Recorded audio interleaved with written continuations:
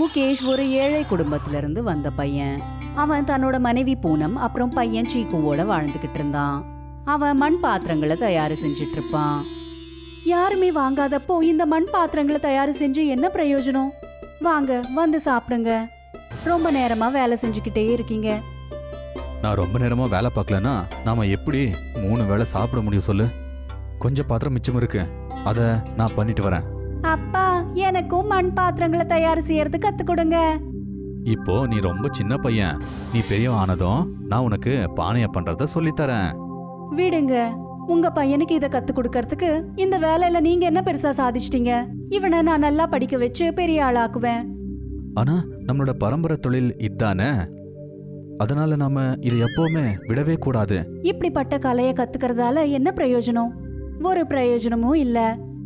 கொஞ்ச நாளாவே பூனம் முகேஷ ஏதாவது சொல்லிக்கிட்டே இருந்தா. ஆனா முகேஷ் இந்த வேலையை விடுறதுக்கு தயாராவே இல்ல.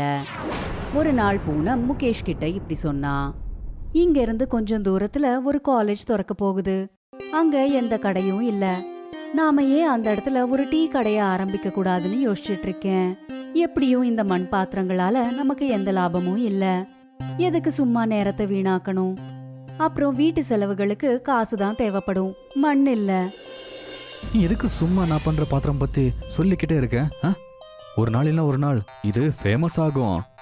எனக்கு இந்த வீண் பேச்ச கேட்கணும்ட்டு இல்ல. என் அண்ணன் கொஞ்சம் காசு கொடுத்துருக்கான். நீங்க அந்த காசை வச்சு காலேஜுக்கு வெளியில டீ கடைய ஆரம்பிங்க. அங்க இருக்கிற ஸ்டூடெண்ட்ஸ் கண்டிப்பா டீ குடிக்க வருவாங்க. நீ தப்பா நினைச்சிருக்க. காலேஜ் ஆகிறதுக்கு முன்னாடியே அங்க நிறைய கடை போட்டு வச்சிருக்காங்க. என்னோட கடை அங்க எப்படி ரன் ஆகும்? ஆனா பூனம் இதை எதுவுமே கண்டுக்காம முகேஷோட கையில காசு கொடுத்துட்டா. அப்புறம் அவனை மார்க்கெட்ல இருந்து பொருட்களை வாங்க அனுப்பிட்டா. முகேஷால பூனம்க்கு எதிரா எதுவுமே பேச முடியல. அதனால தேவையான பொருட்களை வாங்கி காலேஜுக்கு வெளியில டீ கடைய ஆரம்பிச்சான். ஐயோ, நான் சொன்னேன்ல அங்க நிறைய கடை இருக்குன்னு. என்னோட டீ யாருமே குடிக்க மாட்டாங்க. இன்னைக்கு வெறும் 20 டீ தான் போச்சு. வெறும் 20 டீ தான் வித்திருக்கா? இப்படி போனா வேலைக்கு ஆகாதே. இந்த வருமானம் நம்மளோட செலவுகளுக்கு கூட பத்தாது. சக்கரை விலை கூடிடுச்சு. இனி தேயிலைகளா கேட்கவே வேண்டாம். அட, அங்க எத்தனை பேர் டீ போட்டு விற்கிறாங்க தெரியுமா? சில பேர் காலேஜுக்கு உள்ளேயே எடுத்துட்டு போறாங்க. ஜனங்க தான் முடிவெடுக்கணும் எந்த மாதிரி டீ சாப்பிடணும், எந்த மாதிரி டீ குடிக்கணும், நாம யாருக்கிட்ட டீ குடிக்கணும்னு. என்னோட டீயை யாரும் வாங்க மாட்டாங்க. அப்படி இருந்தாலும் டீ கடையிலே நான் உக்காரணுமா? நான் நல்லபடியா பானைய பண்ற தொழில் பண்ணிக்கிட்டே இருந்தேன். அது உனக்கு பிடிக்கலையா? அப்பா, நீங்க வந்துட்டீங்களா? எனக்கு மண் பாத்திரங்களை தயார் செய்யறது கத்து கொடுக்கறேன்ட்டு நீங்க போன வாரம் வாக்கு கொடுத்தீங்க, மறந்துட்டீங்களா? இரு, உனக்கு நான் சொல்லித்தரேன். முகேஷ் அந்த சக்கரத்தை எப்படி சுத்துறதுன்னு கத்து கொடுத்துட்டு இருந்தான். சீக்கு தன்னோட சின்ன கைகளால பாத்திரங்களை தயார் செய்ய முயற்சி செஞ்சுட்டு இருந்தான். முகேஷ் சீக்குக்கு கத்து கொடுத்துட்டு அடுத்த நாள் டீ கடைக்கு போனான். அவன் தன்னோட டீ கடையில கஸ்டமர்ஸ்க்காக காத்துக்கிட்டு இருக்கும் போது அப்பதான் சீக்கு ஓடிக்கிட்டே முகேஷ் கிட்ட வந்தான். அப்பா, நான் என்ன செஞ்சிருக்கேன்னு பாருங்க. அட, இட்லி மாதிரி கப்பு பண்ணி வச்சிருக்க. நான் உனக்கு நல்லபடியா கப்பு பண்றதுக்கு சொல்லி தந்தால, நீ என்ன பண்ணி வச்சிருக்க? அப்பா, என்னால இததான் செய்ய முடிஞ்சது. பரவாயில்லப்பா, இன்னொரு வாட்டி நீ ட்ரை பண்ண. நல்ல கப் பண்ணலாம். அதுக்கப்புறம் நல்லா பானைய பண்றது கூட நீ கத்துப்ப. சின்ன விஷயத்துல தான் நாம ஆரம்பிக்கணும். சீக்கு இட்லி மாதிரி இருக்கிற அந்த கப்பை டீ கடையிலேயே வச்சுட்டு வீட்டுக்கு போயிட்டான். அப்பதான் ஒரு ஆளு டீ குடிக்கிறதுக்கு வந்தான். அட அண்ணா, ஒரு கப்பு டீ கொடுங்க, அதுக்கப்புறம் மண் டம்ளர்ல அதை கொடுங்க. அட அண்ணா, என்கிட்ட மண்ணு டம்ளர் இல்லைண்ணே, அதுக்கு பதிலாக டிஸ்போசல் தான் இருக்கு, அதில் தான் டீ போட்டுக்கிட்டே இருக்கேன். அட, எதுக்கு போய் சொல்லிக்கிட்டே இருக்க? இங்க இருக்குல்ல. அட, அது என்னோட பையன் பண்ணது. அட, பார்க்கறதுக்கு இது ரொம்ப நல்லா இருக்கு, அப்படியே இட்லி மாதிரி. எனக்கு இந்த கப்லயே டீ போட்டு கொடு. கஸ்டமர் இப்படி அடம் பிடிச்சதால முகேஷ் அந்த இட்லி மாதிரி இருக்கிற கப்லயே டீ கொடுத்தான். அந்த கஸ்டமருக்கு இட்லி கப்ல இருந்து குடிச்ச டீ ரொம்பவே பிடிச்சு போச்சு. அவன் காலேஜ்ல இருக்கிறவங்க எல்லார்கிட்டையும் சொல்லிட்டான். எல்லாரும் அந்த இட்லி கப்லயே டீ குடிக்கணும்ட்டு ஆசைப்பட்டு வந்தாங்க. அட பூனம், இன்னைக்கு ரொம்ப அற்புதம் நடந்திருக்கு. சீக்கு பண்ண அந்த இட்லி கப்ல தான் எல்லாருமே டீ குடிக்கிறதுக்கு விரும்புறாங்க. நான் நைட்டெல்லாம் அந்த இட்லி கப்பை பண்ணி அதுலயே எல்லாருக்கும் டீ கொடுக்குறேன். இதனால என்னோட வியாபாரம் நல்லபடியா நடக்கும். அட, இட்லி டீயா? அதுக்கு ஒரு தனி ருசியே இருக்கும் போலயே. சீக்கு, நீ அற்புதம் பண்ணிட்டேன். அந்த இட்லி மாதிரி கப்பு பண்ணது ரொம்ப நல்லதா போச்சுப்பா. யாரோட பையன்? நம்ம பையன் ஒரு நாள் பெரிய ஆளாவான்ட்டு நான் சொன்னேன்ல. பாத்தீங்களா, உங்க டீ வியாபாரத்துல அவன் எவ்வளவு உதவி செஞ்சிருக்கான். எல்லாருமே அந்த இட்லி கப்பில் டீ குடிக்கும்போது அவங்களுக்கு ரொம்ப பிடிச்சி போய் குடிக்கிறாங்க. எங்களுக்கும் அந்த இட்லி டீயை கொடுங்களேன். பூனம் அந்த இட்லி கப்ல இருந்து டீயை குடிச்சதுமே அவளுக்கு அந்த ருசி ரொம்பவே வித்தியாசமா பட்டது. அவ ரொம்பவே சந்தோஷப்பட்டு இப்படி சொன்னா, நீங்க ஏற்கனவே ரொம்ப நல்லா டீ போடுவீங்க. இப்போ இந்த இட்லி கப்ல டீயை ஊத்தினதுமே அந்த டீயோட டேஸ்ட் இன்னும் கூடி போயிடுச்சு தெரியுமா? அட, இது இட்லி டீ, அதனால இதோட டேஸ்ட்டும் கூட ரொம்ப நல்லா இருக்கும். இதில் இட்லி மாதிரியே நறுமணம் வரும். இதை குடிக்கும்போது டீ கூட இட்லி சாப்பிட்ற மாதிரியே ஒரு ஃபீல் வரும். நீங்க சரியா சொல்லிருக்கீங்க. அந்த காலேஜ்ல நிறைய சவுத் இந்தியன்ஸ் தான் இருக்காங்க. அதனால தான் இந்த இட்லி டீயை ரொம்ப விரும்பி சாப்பிட்றாங்கன்னு நினைக்கிறேன். இப்போ முகேஷ் இட்லி டீ கடைக்காரன்ட்டு ரொம்பவே ஃபேமஸ் ஆயிட்டான். இப்போ எல்லாரும் அவனோட இட்லி டீயை குடிக்க விருப்பப்பட்டாங்க. ஏன்னா அவனோட இட்லி டீல ஒரு தனி டேஸ்டே இருந்தது. அட, உங்களுடைய அந்த இட்லி டீ ரொம்ப நல்லா இருக்கு. இதில் ரொம்ப டிஃப்ரெண்டான டேஸ்ட் இருக்கு. எனக்கு இங்கே ஒரு ரெஸ்டாரண்ட் இருக்கு, அங்கே இந்த டீயை போடுறீங்களா? ஆனால் நான் ஒன்றும் கவலைப்பட தேவையில்லை. வந்த லாபத்தை உங்களுக்கும் தரேன். எங்கள் ரெஸ்டாரண்ட்டில் நீங்கள் வேலை பார்த்தா அதுவே போதும். இந்த இட்லி டீயை என்னோட ரெஸ்டாரண்ட்டில் வச்சு சேல் பண்ணுங்க. இல்லை சார், ஜனங்களுக்கு ஒரு நல்ல டீ கொடுக்கறதுக்கு தான் நான் இந்த டீயை விற்கிறேன். என்னோட லாபத்துக்கு இல்லை. இந்த டீயை குடிச்சிட்டு அவங்க சந்தோஷப்படும் போது எனக்கு என்னோட லாபத்தோட லட்சக்கணக்கில் சம்பாதிக்கிற மாதிரி ஒரு ஃபீல் கிடைக்கும். உங்கள் ரெஸ்டாரண்ட்டுக்கு ஏழைங்க எல்லாம் வர முடியாது. என்னோட டீ கடைக்கு எல்லா விதமான ஜனங்க வருவாங்க. இந்த இட்லி டீயை எல்லாருக்குமே நான் விற்பேன், வெறும் பணக்காரங்களுக்கு மட்டும் இல்லை. நீ சொல்றது கேட்டா உன் மேல எனக்கு ரொம்ப பெருமையா இருக்கு. நான் சும்மா தான் உன்கிட்ட டெஸ்ட் பண்ணி பார்த்தேன். இந்த இட்லி டீயை பண்ணிட்டு நல்லா சேல் ஆகுதுல்ல, அதனால உனக்கு திமிரு இருக்கான்னு டெஸ்ட் பண்ணேன். ஆனா நீ ஒரு நேர்மையான மனிதன். இந்த டீ கடை ரொம்ப பெருசா வரணும்னு நான் கடவுள்கிட்ட வேண்டிக்கிறேன்ப்பா. இப்படியே கஸ்டமர் உங்ககிட்ட வந்துக்கிட்டே இருக்கட்டும். முகேஷ் இதே போல எல்லாருக்கும் சேவை செஞ்சுக்கிட்டு இருந்தான். அவன் தன்னோட சின்ன ஸ்டால்லையே இட்லி டீ தயார் செஞ்சு வித்துக்கிட்டு இருந்தான். அது ஜனங்களுக்கு ரொம்பவே பிடிச்சிருந்தது. அப்புறம் எல்லாருமே அவனை இட்லி டீ கடைக்கார மாமான்ட்டு ஃபேமஸ் ஆக்கிட்டாங்க. இப்போ அவனை பத்தின நியூஸ் யூடியூப்லயும் நியூஸ் சேனல்ஸ்லயும் வந்தது. நிறைய பேர் அவனோட இட்லி டீயை குடிக்கிறதுக்கு தூரத்துல இருந்து கூட வந்துட்டு இருந்தாங்க. இப்போ அவன் முகேஷ் டீக்காரன் கிடையாது, அவன் இட்லி டீக்காரனா மாறிட்டான். விஜய் நகர்ல ரகுநாத்னு ஒரு கூலி வேலை செய்யறவன் இருந்தான். அவன் தினமும் கூலி வேலை செய்ய தன்னோட கிராமத்துல இருந்து ரொம்ப தூரத்துல இருக்கிற நகரத்துக்கு போவான். ரகுநாத்தோட மனைவி லக்ஷ்மி, அப்புறம் அவங்களுக்கு 2 பசங்க இருந்தாங்க, மகேஷ் அப்புறம் ஆஷா. அந்த குடும்பமே சந்தோஷமா இருந்தது. ஒரு நாள் என்ன ஆச்சுன்னா, ரகுநாத் எப்பவும் போல வேலை செய்யறதுக்காக நகரத்துக்கு போனான். அவன் ரோடு கிராஸ் பண்ணும்போது ஒரு ட்ரக் அவனை மோதி அவனுக்கு ஆக்சிடென்ட் ஆயிடுச்சு. ரகுநாத்தை ஹாஸ்பிட்டல்ல அட்மிட் பண்ண வேண்டியதாயிடுச்சு. அவனோட குடும்பமே ரொம்ப கவலையா இருந்தது. குழந்தைங்க அழுதுட்டு இருந்தாங்க. லக்ஷ்மி எல்லாருக்கும் ஆறுதல் சொல்லி சமாளிச்சிட்டு இருந்தா. இங்க பாருங்க, அப்பா குணமாயிடுவாரு. இப்படி நீங்க 2 பேரும் அழுதுகிட்டே இருந்தா அவருக்கு பிடிக்காது. அப்பாவுக்கு எப்ப குணமாகும்? சொல்லுங்க அம்மா. ரொம்ப சீக்கிரத்துல. நீங்க கவலைப்படாதீங்க, நான் எல்லாத்தையும் பாத்துக்கிறேன். பல நாள் கடந்துச்சு. ரகுநாத்தோட நிலைமை பரவாயில்ல, ஆனாலும் அவனால இப்ப நடக்கலாம் முடியாது. ஒரு நாள் நர்ஸ் லக்ஷ்மியை பார்க்கறதுக்கு வந்தாங்க. உங்களை டாக்டர் சார் கூப்பிடுறாரு. லக்ஷ்மி டாக்டரோட கேபினுக்கு போனா. சிஸ்டர், நான் உங்களுக்கு ஒரு பொய்யான நம்பிக்கையை கொடுக்க விரும்பல. உங்க ஹஸ்பண்டோட 2 காலுக்கும் ஆபரேஷன் பண்ணி ஆகணும், அப்பதான் அவரால் நடக்க முடியும். ஆனா உங்க நிலைமைய பார்க்கும்போது உங்களால அவ்வளவு செலவு பண்ண முடியுமான்னு எனக்கு தெரியல. எவ்வளவு செலவாகும் டாக்டர் சார்? கிட்டத்தட்ட 20 லட்சம் ரூபாய். ஐயோ கடவுளே. ஒருவேளை அவருக்கு இந்த ஆபரேஷன் பண்ணலைன்னா அவரால் எப்பவும் நடக்க முடியாம போயிடும். இப்போ நீங்க தான் உங்க முடிவை சொல்லணும். ஒருவேளை அவருடைய ஆபரேஷனுக்கு நீங்க பணம் ரெடி பண்ண முடியும்னா ரொம்ப நல்லா இருக்கும். சரிங்க டாக்டர் சார், நான் முயற்சி பண்றேன். லக்ஷ்மிக்கு ஒரே யோசனை ஆயிடுச்சு, தன்னோட புருஷனை எப்படி காப்பாத்துறதுன்னு.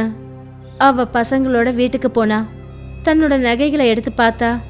இது ரொம்ப கம்மியா இருக்கு. இதை வச்சா 1 லட்சம் ரூபாய் கூட கிடைக்காது. வீட்டையும் பார்த்துக்கணும், அவருக்கும் வைத்தியம் பண்ணணும். இதெல்லாம் எப்படி முடியும்? லக்ஷ்மி தன்னோட நகைகளை பார்த்துக்கிட்டு இருந்தா. அப்பதான் தன்னோட 2 குழந்தைங்களும் பக்கத்துல வந்தாங்க. அம்மா, இந்த மாங்கல்யத்தையும் வளையலையும் நீங்க வித்துருவீங்களா? வேற எந்த வழியும் தெரியலடா கண்ணா. அம்மா, வேணும்னா நாம எல்லாரும் சேர்ந்து சம்பாதிக்கலாமா? எப்படி? நீங்க இட்லி நல்லா பண்ணுவீங்கல்ல, நாம ஒரு இட்லி கடை போட்டா என்னம்மா? அதை நாம செய்யலாம் தான். ஆனா அதுல அவ்வளவு பணம் நமக்கு கிடைக்குமா? அதுவும் 20 லட்சம். அம்மா, முயற்சி பண்ணித்தான் பாப்போமே. அந்த கடவுள் மனசு வச்சாருன்னா நிச்சயமா நமக்கு பணம் வந்து சேருமா. அப்புறம் அப்பாவுக்கு ஆபரேஷனும் நடக்கும். ரொம்ப பெரியவங்களாயிட்டீங்க. வாங்க, இட்லி வியாபாரத்துக்கு தேவையானதை ரெடி பண்ணுவோம். லக்ஷ்மியும் பசங்களும் வீட்ல இருந்த சாமான் எல்லாத்தையும் சேகரிச்சாங்க. இதோ கரண்டி, பிளேட்ஸ். இதோ அடுப்பு ரெடியா இருக்கு. இதோ இருக்கு இட்லி குக்கர். ஆனா எனக்கு தெரிஞ்சு இது ரொம்ப சின்னது. கடைக்கு நிறைய பேர் வந்துட்டாங்கன்னா உடனே இட்லிலாம் ரெடி பண்ண முடியாது. அதுக்கு நாம என்னம்மா செய்யணும்? நாம புதுசா இட்லி குக்கர் வாங்கணும். என்கிட்ட கொஞ்சம் பணம் இருக்கு. அதுல பெரிய இட்லி குக்கர் வாங்கலாம். இட்லி குக்கர் வாங்கறதுக்காக 3 பேரும் கடைக்கு போனாங்க. அண்ணே, ஒரு பெரிய இட்லி குக்கர் ஒன்று காட்டுங்களேன். அந்த கடைக்காரர் அவங்களுக்கு ஒரு குக்கர் எடுத்து காட்டினாரு. இதை விட பெருசா வேணும். தங்கச்சிமா, இதை விட பெரிய இட்லி குக்கர் என்கிட்ட கிடையாது. இப்பெல்லாம் இதை விட பெரிய இட்லி குக்கர் வர்றது கிடையாது. என்னண்ணே இப்படி சொல்றீங்க? ஆனா நீங்க பழைய இட்லி குக்கர் வாங்கிக்கலாமே. பக்கத்துல தான் ஒரு பழைய பாத்திர கடை இருக்கு தங்கச்சிமா. அவங்க கிட்ட நிச்சயமா பெரிய இட்லி குக்கர்ஸ் இருக்கும். எதுக்கும் நீங்க அங்கேயும் போய் பாருங்க. சரிங்க அண்ணே. லக்ஷ்மியும் அவளோட பசங்களும் பக்கத்து கடைக்கு போனாங்க. அங்க லக்ஷ்மியோட பார்வை ஒரு பெரிய பித்தளை இட்லி குக்கர் மேல பட்டுச்சு. அண்ணே, இந்த பெரிய இட்லி குக்கரோட விலை என்ன? இது பழசாச்சம்மா, இது 500 ரூபாய் வரும். சரி, அப்ப அதை எனக்கு கொடுங்க. லக்ஷ்மியும் அவளோட பசங்களும் அந்த பெரிய பித்தளை இட்லி குக்கரை வாங்கிக்கிட்டு வீட்டுக்கு வந்தாங்க. வீட்டுக்கு வந்ததும், அம்மா, நீங்க இந்த இட்லி குக்கரை எதுக்காக தேர்ந்தெடுத்தீங்க? பக்கத்துலயே ஸ்டீல் குக்கர்ஸ் எல்லாம் எத்தனை இருந்தது. எதுக்காக பித்தளை குக்கரை வாங்குனீங்க? ஏன்னா இது பித்தளை பாத்திரத்துல இட்லி செஞ்சா ரொம்ப சுவையா இருக்கும்.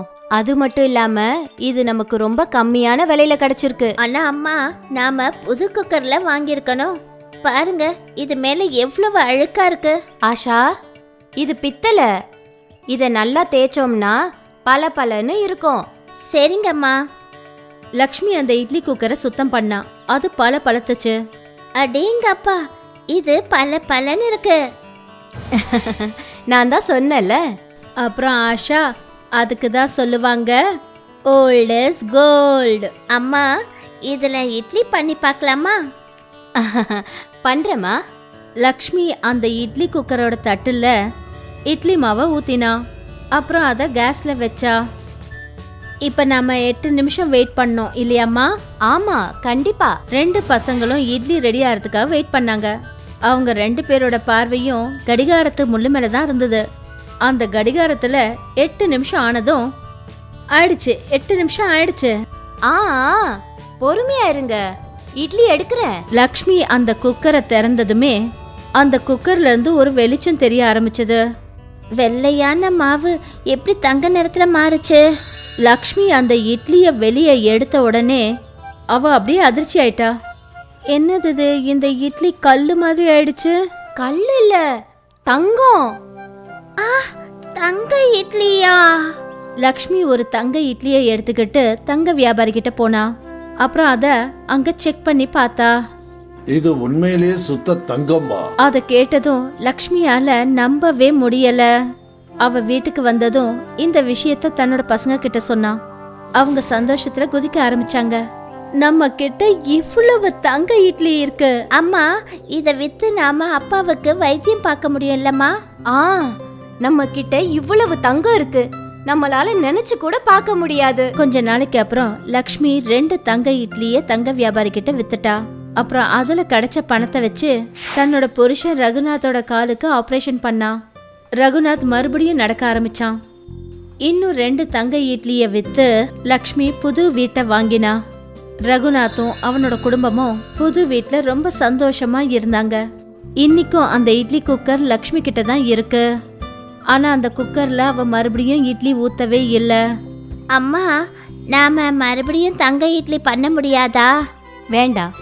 ஏன்னா கடவுள் நமக்கு இவ்வளவு கொடுத்துருக்கிறதே ரொம்ப பெரிய விஷயம்.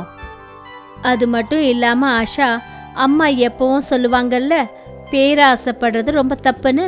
ஆ, அப்புறம் நாம எப்பவும் பேராசைப்படவே கூடாது. ரொம்ப சரியா சொன்ன. நமக்கு இந்த மாதிரி ஒரு மாய குக்கர் கிடைச்ச விஷயத்த நீங்க 2 பேருமே மறந்துருங்க. அப்புறம் எப்பவும் சந்தோஷமா இருங்க. ம். விஜய் நகர்ல ரகுநாத்னு ஒரு கூலி வேலை செய்யறவன் இருந்தான். அவன் தினமும் கூலி வேலை செய்ய தன்னோட கிராமத்துல இருந்து ரொம்ப தூரத்துல இருக்கிற நகரத்துக்கு போவான். ரகுநாத்தோட மனைவி லக்ஷ்மி, அப்புறம் அவங்களுக்கு 2 பசங்க இருந்தாங்க, மகேஷ் அப்புறம் ஆஷா. அந்த குடும்பமே சந்தோஷமா இருந்தது. ஒரு நாள் என்ன ஆச்சுன்னா, ரகுநாத் எப்பவும் போல வேலை செய்யறதுக்காக நகரத்துக்கு போனான். அவன் ரோட் கிராஸ் பண்ணும்போது ஒரு ட்ரக் அவனை மோதி அவனுக்கு ஆக்சிடென்ட் ஆயிடுச்சு. ரகுநாத்தை ஹாஸ்பிட்டலில் அட்மிட் பண்ண வேண்டியதாயிடுச்சு. அவனோட குடும்பமே ரொம்ப கவலையா இருந்தது. குழந்தைங்க அழுதுட்டு இருந்தாங்க. லக்ஷ்மி எல்லாருக்கும் ஆறுதல் சொல்லி சமாளிச்சிட்டு இருந்தா. இங்க பாருங்க, அப்பா குணமாயிடுவாரு. இப்படி நீங்க 2 பேரும் அழுதுகிட்டே இருந்தா அவருக்கு பிடிக்காது. அப்பாவுக்கு எப்ப குணமாகும்? சொல்லுங்க அம்மா. ரொம்ப சீக்கிரத்துல. நீங்க கவலைப்படாதீங்க, நான் எல்லாத்தையும் பாத்துக்கிறேன். பல நாள் கடந்துச்சு. ரகுநாத்தோட நிலைமை பரவாயில்ல, ஆனாலும் அவனால இப்ப நடக்கலாம் முடியாது. ஒரு நாள் நர்ஸ் லக்ஷ்மியை பார்க்கறதுக்கு வந்தாங்க. உங்களை டாக்டர் சார் கூப்பிடுறாரு. லக்ஷ்மி டாக்டரோட கேபினுக்கு போனா. சிஸ்டர், நான் உங்களுக்கு ஒரு பொய்யான நம்பிக்கையை கொடுக்க விரும்பல. உங்க ஹஸ்பண்டோட 2 காலுக்கும் ஆபரேஷன் பண்ணி ஆகணும். அப்பதான் அவரால் நடக்க முடியும். ஆனா உங்க நிலைமைய பார்க்கும்போது உங்களால அவ்வளவு செலவு பண்ண முடியுமான்னு எனக்கு தெரியல. எவ்வளவு செலவாகும் டாக்டர் சார்? கிட்டத்தட்ட 20 லட்சம் ரூபாய். ஐயோ கடவுளே. ஒருவேளை அவருக்கு இந்த ஆபரேஷன் பண்ணலைன்னா அவரால் எப்பவும் நடக்க முடியாம போயிடும். இப்போ நீங்க தான் உங்க முடிவை சொல்லணும். ஒருவேளை அவருடைய ஆபரேஷனுக்கு நீங்க பணம் ரெடி பண்ண முடியும்னா ரொம்ப நல்லா இருக்கும். சரிங்க டாக்டர் சார், நான் முயற்சி பண்றேன். லக்ஷ்மிக்கு ஒரே யோசனை ஆயிடுச்சு, தன்னோட புருஷனை எப்படி காப்பாத்துறதுன்னு. அவ பசங்களோட வீட்டுக்கு போனா. தன்னோட நகைகளை எடுத்து பார்த்தா. இது ரொம்ப கம்மியா இருக்கு. இதை வச்சா 1 லட்சம் ரூபாய் கூட கிடைக்காது. வீட்டையும் பார்த்துக்கணும், அவருக்கும் வைத்தியம் பண்ணணும். இதெல்லாம் எப்படி முடியும்? லக்ஷ்மி தன்னோட நகைகளை பார்த்துக்கிட்டு இருந்தா. அப்பதான் தன்னோட 2 குழந்தைங்களும் பக்கத்துல வந்தாங்க. அம்மா, இந்த மாங்கல்யத்தையும் வளையலையும் நீங்க வித்துருவீங்களா? வேற எந்த வழியும் தெரியலடா கண்ணா. அம்மா, வேணும்னா நாம எல்லாரும் சேர்ந்து சம்பாதிக்கலாமா? எப்படி? நீங்க இட்லி நல்லா பண்ணுவீங்கல்ல, நாம ஒரு இட்லி கடை போட்டா என்னம்மா? அதை நாம செய்யலாம் தான். ஆனா அதுல அவ்வளவு பணம் நமக்கு கிடைக்குமா? அதுவும் 20 லட்சம். அம்மா, முயற்சி பண்ணித்தான் பாப்போமே. அந்த கடவுள் மனசு வச்சார்னா நிச்சயமா நமக்கு பணம் வந்து சேருமா. அப்புறம் அப்பாவுக்கு ஆபரேஷனும் நடக்கும். ரொம்ப பெரியவங்களாயிட்டீங்க. வாங்க, இட்லி வியாபாரத்துக்கு தேவையானதை ரெடி பண்ணுவோம். லக்ஷ்மியும் பசங்களும் வீட்டில் இருந்த சாமான் எல்லாத்தையும் சேகரிச்சாங்க. இதோ கரண்டி, பிளேட்ஸ். இதோ அடுப்பு ரெடியா இருக்கு. இதோ இருக்கு இட்லி குக்கர். ஆனா எனக்கு தெரிஞ்சு இது ரொம்ப சின்னது. கடைக்கு நிறைய பேர் வந்துட்டாங்கன்னா உடனே இட்லிலாம் ரெடி பண்ண முடியாது. அதுக்கு நாம என்னம்மா செய்யணும்? நாம புதுசா இட்லி குக்கர் வாங்கணும். என்கிட்ட கொஞ்சம் பணம் இருக்கு, அதுல பெரிய இட்லி குக்கர் வாங்கலாம். இட்லி குக்கர் வாங்கறதுக்காக 3 பேரும் கடைக்கு போனாங்க. அண்ணே, ஒரு பெரிய இட்லி குக்கர் ஒன்று காட்டுங்களேன். அந்த கடைக்காரர் அவங்களுக்கு ஒரு குக்கர் எடுத்து காட்டினாரு. இதை விட பெருசா வேணும். தங்கச்சிமா, இதை விட பெரிய இட்லி குக்கர் என்கிட்ட கிடையாது. இப்பெல்லாம் இதை விட பெரிய இட்லி குக்கர் வர்றது கிடையாது. என்னென்ன இப்படி சொல்றீங்க? ஆனா நீங்க பழைய இட்லி குக்கர் வாங்கிக்கலாமே. பக்கத்துல தான் ஒரு பழைய பாத்திர கடை இருக்கு தங்கச்சிமா. அவங்க கிட்ட நிச்சயமா பெரிய இட்லி குக்கர்ஸ் இருக்கும். எதுக்கும் நீங்க அங்கேயும் போய் பாருங்க. சரிங்க அண்ணே. லக்ஷ்மியும் அவளோட பசங்களும் பக்கத்து கடைக்கு போனாங்க. அங்க லக்ஷ்மியோட பார்வை ஒரு பெரிய பித்தளை இட்லி குக்கர் மேல பட்டுச்சு. அண்ணே, இந்த பெரிய இட்லி குக்கரோட விலை என்ன? இது பழசாச்சேம்மா, இது 500 ரூபாய் வரும். சரி, அப்ப அதை எனக்கு கொடுங்க. லக்ஷ்மியும் அவளோட பசங்களும் அந்த பெரிய பித்தளை இட்லி குக்கரை வாங்கிக்கிட்டு வீட்டுக்கு வந்தாங்க. வீட்டுக்கு வந்ததும், அம்மா, நீங்க இந்த இட்லி குக்கரை எதுக்காக தேர்ந்தெடுத்தீங்க? பக்கத்துலயே ஸ்டீல் குக்கர்ஸ் எல்லாம் எத்தனை இருந்தது. எதுக்காக பித்தளை குக்கரை வாங்குனீங்க? ஏன்னா இது பித்தளை. பித்தளை பாத்திரத்துல இட்லி செஞ்சா ரொம்ப சுவையா இருக்கும். அது மட்டும் இல்லாம இது நமக்கு ரொம்ப கம்மியான விலையில கிடைச்சிருக்கு. ஆனா அம்மா, நாம புது குக்கர்ல வாங்கியிருக்கணும். பாருங்க, இது மேல எவ்வளவு அழுக்கா இருக்கு. ஆஷா, இது பித்தளை. இத நல்லா தேய்ச்சோம்னா பளபளன்னு இருக்கும். சரிங்கம்மா. லக்ஷ்மி அந்த இட்லி குக்கரை சுத்தம் பண்ணா. அது பளபளத்துச்சு. அடேங்கப்பா, இது பலன்னு இருக்கு. நான் தான் சொன்னேன்ல. அப்புறம் ஆஷா, அதுக்கு தான் சொல்லுவாங்க ஓல்ட் இஸ் கோல்டு. அம்மா, இதுல இட்லி பண்ணி பார்க்கலாமா? பண்றேம்மா. லக்ஷ்மி அந்த இட்லி குக்கரோட தட்டுல இட்லி மாவை ஊத்தினா. அப்புறம் அதை கேஸ்ல வச்சா. இப்ப நாம 8 நிமிஷம் வெயிட் பண்ணோம் இல்லையாம்மா? ஆமா, கண்டிப்பா. 2 பசங்களும் இட்லி ரெடி ஆகிறதுக்காக வெயிட் பண்ணாங்க. அவங்க 2 பேரோட பார்வையும் கடிகாரத்து முள்ளு மேல தான் இருந்தது. அந்த கடிகாரத்துல 8 நிமிஷம் ஆனதும் ஆயிடுச்சு. 8 நிமிஷம் ஆயிடுச்சு. ஆ, பொறுமையா இருங்க, இட்லி எடுக்கிறேன். லக்ஷ்மி அந்த குக்கரை திறந்ததுமே அந்த குக்கர்ல இருந்து ஒரு வெளிச்சம் தெரிய ஆரம்பிச்சது. வெள்ளையான மாவு எப்படி தங்க நிறத்துல மாறுச்சு? லக்ஷ்மி அந்த இட்லிய வெளியே எடுத்த உடனே அவ அப்படியே அதிர்ச்சி ஆயிட்டா. என்னது இது, இந்த இட்லி கல்லு மாதிரி ஆயிடுச்சு. கல்லு இல்ல, தங்கம். தங்க இட்லியா? லக்ஷ்மி ஒரு தங்க இட்லியை எடுத்துக்கிட்டு தங்க வியாபாரி கிட்ட போனா. அப்புறம் அத அங்க செக் பண்ணி பார்த்தா. இது உண்மையிலேயே சுத்த தங்கம்பா? அத கேட்டதும் லக்ஷ்மியால நம்பவே முடியல. அவ வீட்டுக்கு வந்ததும் இந்த விஷயத்த தன்னோட பசங்க கிட்ட சொன்னா. அவங்க சந்தோஷத்துல குதிக்க ஆரம்பிச்சாங்க. நம்ம கிட்ட இவ்வளவு தங்க இட்லி இருக்கு. அம்மா, இத வித்து நாம அப்பாவுக்கு வைத்தியம் பார்க்க முடியும்லம்மா? ஆ, நம்ம கிட்ட இவ்வளவு தங்கம் இருக்கு, நம்மளால நினைச்சு கூட பார்க்க முடியாது. கொஞ்ச நாளைக்கு அப்புறம் லக்ஷ்மி 2 தங்க இட்லிய தங்க வியாபாரி கிட்ட வித்துட்டா. அப்புறம் அதுல கிடைச்ச பணத்தை வச்சு தன்னோட புருஷன் ரகுநாத்தோட காலுக்கு ஆபரேஷன் பண்ணா. ரகுநாத் மறுபடியும் நடக்க ஆரம்பிச்சான். இன்னும் 2 தங்க இட்லிய வித்து லக்ஷ்மி புது வீட்டை வாங்கினா. ரகுநாத்தும் அவனோட குடும்பமும் புது வீட்ல ரொம்ப சந்தோஷமா இருந்தாங்க. இன்னைக்கும் அந்த இட்லி குக்கர் லக்ஷ்மி கிட்ட தான் இருக்கு. ஆனா அந்த குக்கர்ல அவ மறுபடியும் இட்லி ஊத்தவே இல்ல. அம்மா, நாம மறுபடியும் தங்க இட்லி பண்ண முடியாதா? வேண்டாம், ஏன்னா கடவுள் நமக்கு இவ்வளவு கொடுத்துருக்கிறதே ரொம்ப பெரிய விஷயம். அது மட்டும் இல்லாம ஆஷா, அம்மா எப்பவும் சொல்லுவாங்கல்ல, பேராசைப்படுறது ரொம்ப தப்புன்னு. அப்புறம் நாம எப்பவும் பேராசைப்படவே கூடாது. ரொம்ப சரியா சொன்ன. நமக்கு இந்த மாதிரி ஒரு மாய குக்கர் கிடைச்ச விஷயத்த நீங்க 2 பேருமே மறந்துருங்க. அப்புறம் எப்பவும் சந்தோஷமா இருங்க. ம்.